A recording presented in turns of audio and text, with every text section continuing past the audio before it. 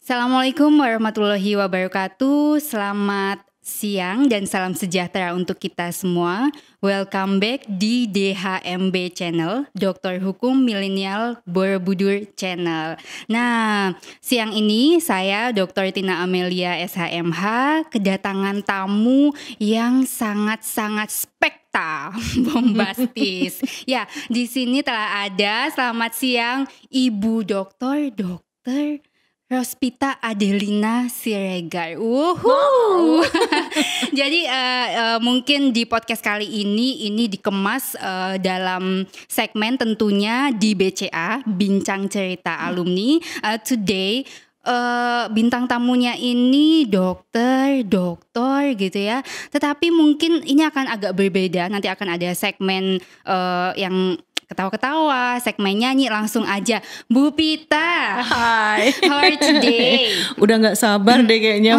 Mau disuruh apa saya? Saya mau bincang-bincang santai aja iya. gitu. Bu Pita, Ibu tuh dokter. Terus ngapain sih ngambil S3 hukum? Ngapain Ibu? Oke, mungkin belum terlambat ya bilang selamat ulang tahun Dirgahayu Universitas Borobudur, kesayanganku. Iya. Terima kasih untuk para pimpinan, pengurus, pengawas dari yayasan. Aku udah diberikan kesempatan. Ya, semoga berkontribusi lebih lagi untuk bangsa, memajukan bangsa dan negara kita ya. Amin. Nah, kalau Mbak Tina nanya kenapa aku udah jadi dokter terus sekolah S3 hukum ya. Mungkin kalau dikasih waktu mundur cerita di awal-awal ya. Memang dulu pertama-tama tuh pingin jadi dokter ya. Jadi dokter terus mengabdi di masyarakat, di puskesmas. Tapi ketika aku ada kesempatan juga bisa double job gitu ya waktu itu, aku tetap ngajar tapi statusnya honorer di Fakultas Kedokteran waktu itu di UKI Jakarta. Salam juga buat teman-teman di UKI. Hai teman-temanku, sahabat-sahabatku, warga Universitas Kristen Indonesia, aku di sini loh. Nah, waktu memulai karir itu memang aku double job ya kayak tadi jadi tenaga pendidik honorer di Fakultas Kedokteran tapi juga menjadi dokter di puskesmas. Waktu itu saya di Kelurahan Kalideres. Ya. Dengan berjalannya waktu, aku harus jujur katakan bahwa aku di pelayanan di puskesmas itu kayaknya agak bertentangan gitu dengan panggilan hati kecilku. Saya kayaknya senangnya di depan mahasiswa gitu ya. Lalu kembali lagi kalau menjadi dosen kan harus meningkatkan kapasitasnya kan ya Mbak ya. Dulu tuh belum terlalu regulasi nggak seperti sekarang ya.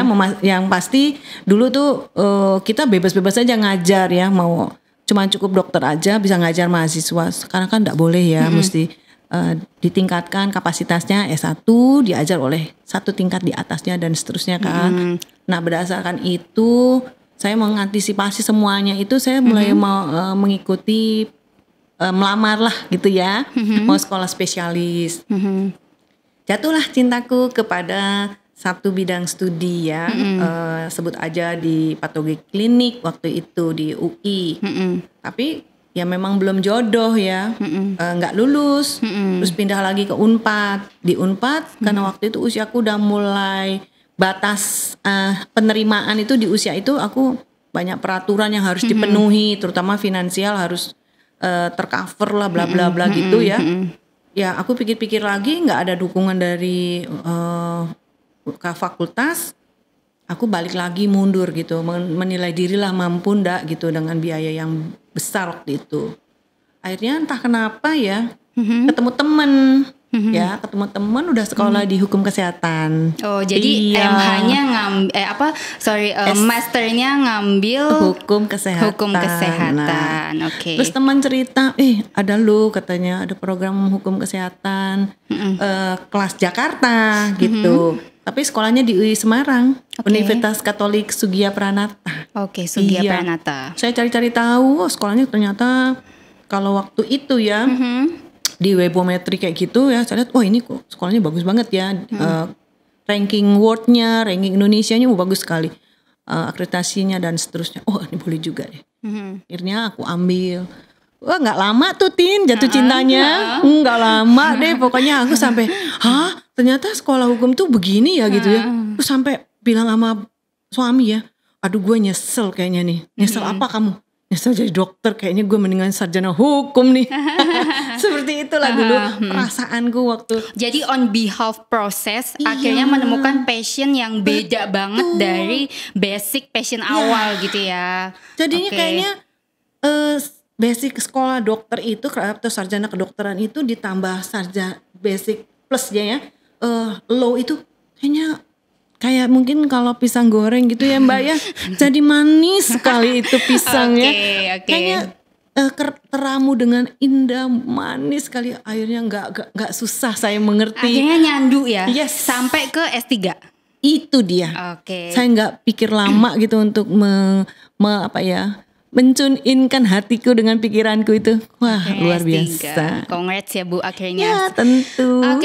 Next questionnya adalah gimana bagi waktunya gitu loh.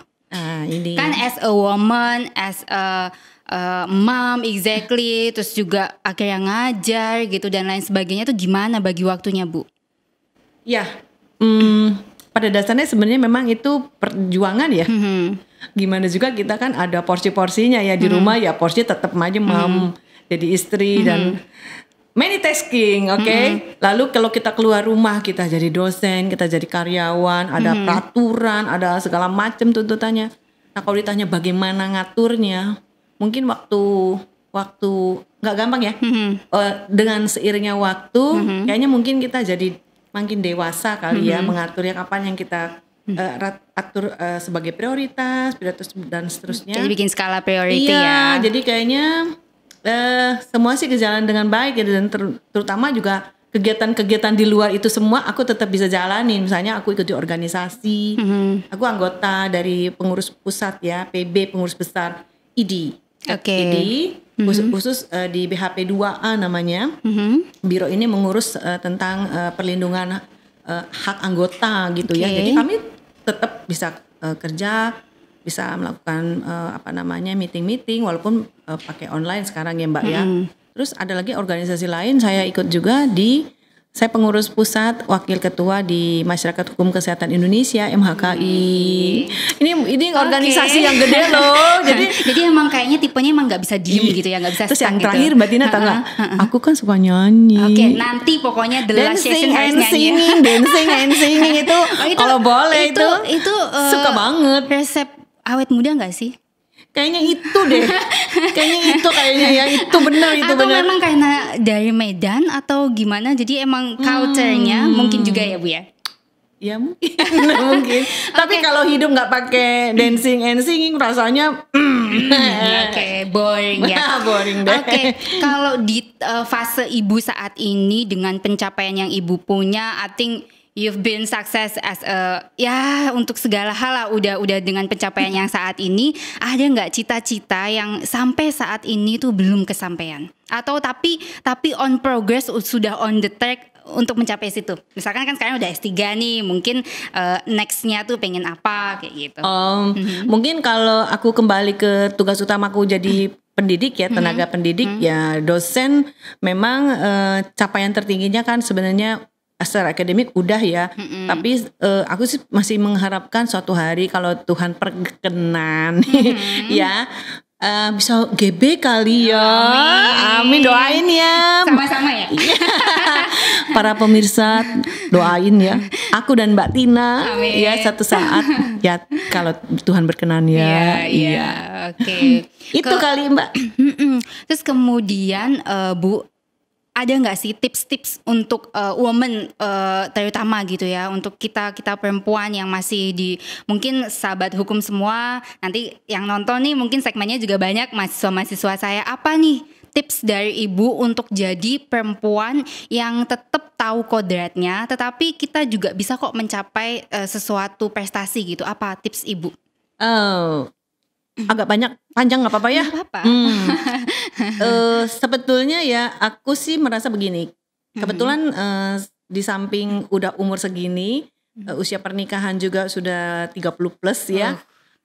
Saya kira di dalam segala yang kita capai ini sebagai woman yang multitasking ini, ada pria yang menyokong gitu ya. Pria yang mungkin pria itu it's a partner ya, tim ya. Jadi Disapa dulu Bu.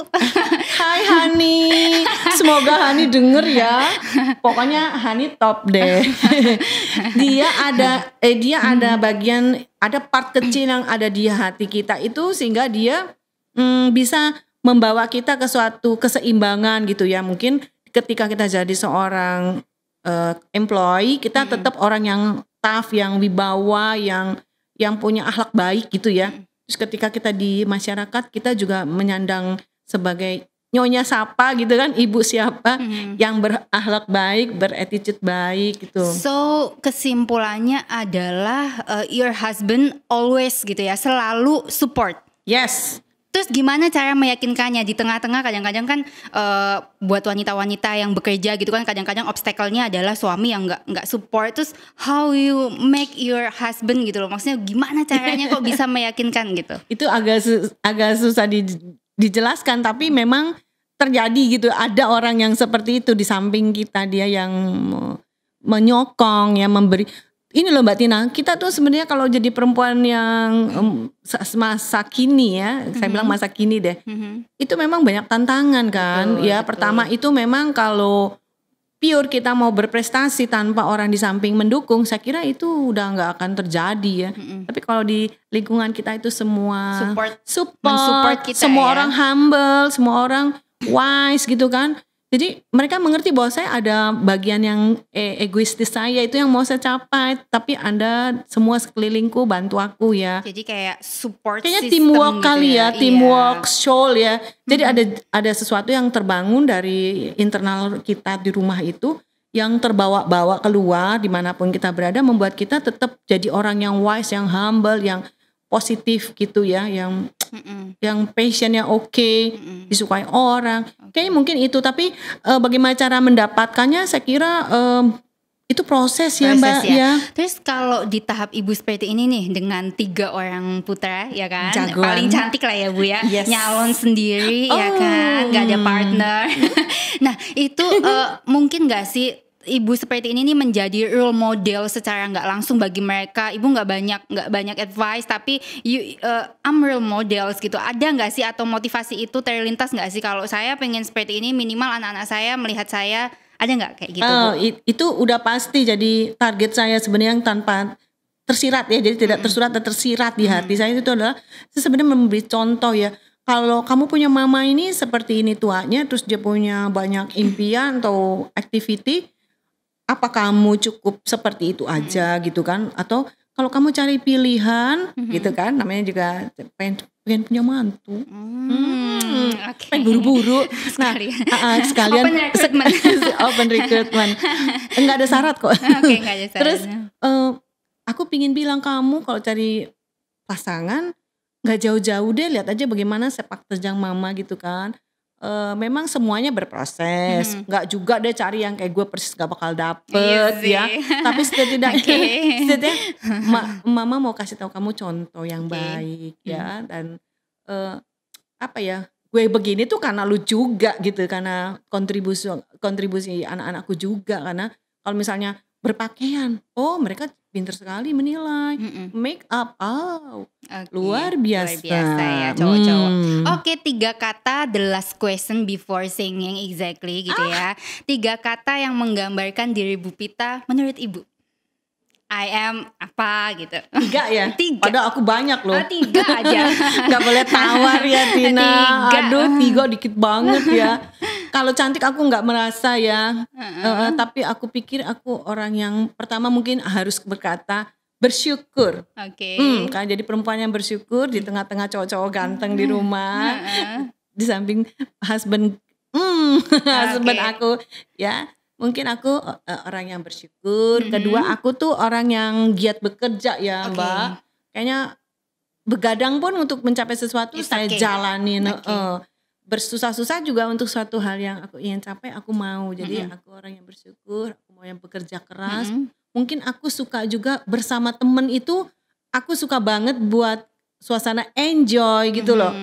Nggak tahu kenapa ya, mungkin seperti badut Fun kan. kayaknya Aku ya. suka banget bersama mereka itu, bersama teman-teman atau timku tuh yang membuat happiness. Nah, jadi kayaknya itu deh. Oke. Iya, kebetulan Jadi saya juga apa tuh? langsung terinfluence gitu Bu. Tadi saya agak serius gitu kan pembawaannya, pas ketemu Bu Pita Sobat Hukum udah deh ambiar semuanya. Ambiar semuanya.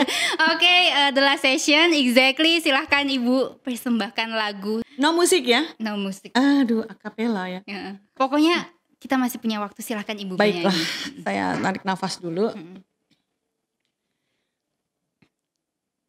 Karena mic-nya terlalu sensitif, jadi kayaknya harus jauh ya. Aku cinta kepadamu, aku rindu di pelukmu, namun ku keliru telah membunuh cinta dia dan dirimu.